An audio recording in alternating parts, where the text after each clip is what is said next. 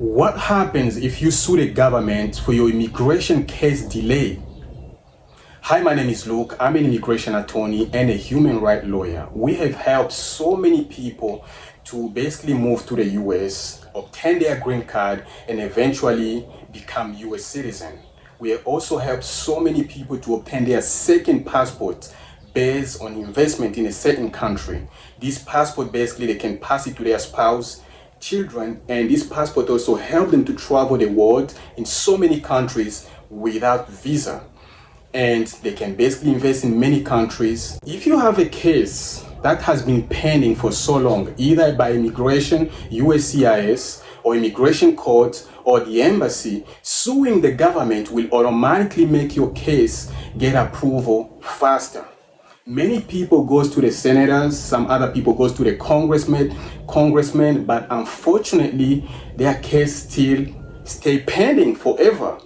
Many immigrants never even think of suing the government. They are so afraid of suing the government because they think that, suing the government, they will either end up in jail or worsen their case. Now, remember that something I really want to tell you is that every immigration case has a clock, meaning the case is supposed to be completed in a certain period of time.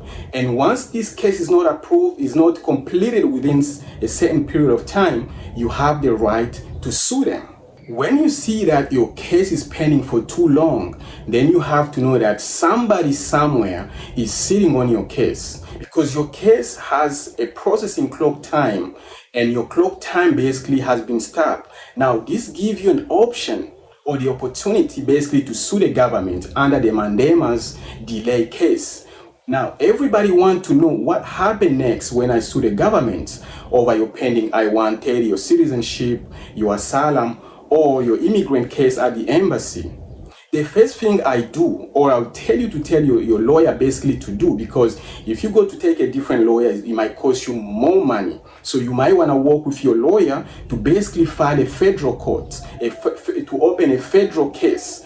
And once this federal case is basically filed, what you're gonna do, you're gonna tell your lawyer, or we basically mail a copy to the defendant. This will be done in federal court, meaning you don't really have to be afraid because everything is administratively, meaning you will not need to appear before the federal court because everything is done behind closed doors. It's just between the lawyers representing you, and the court. You have nothing to worry about. So immediately, once you mail this document to the defendant that you are suing them, and you mail it to the immigration, either to USCIS or to the embassy, immediately they start working on your pending case.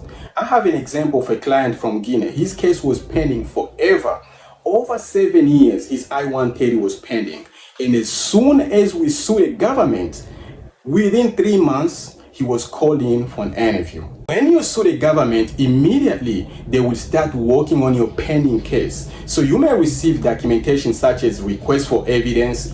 You may also be called in for an interview to the USCIS or to the embassy, and they may also request you for to update certain documentation, maybe your medical, your immigration medical exams and so forth. So this is exactly what happened when you sue the government. So the case basically move on really faster.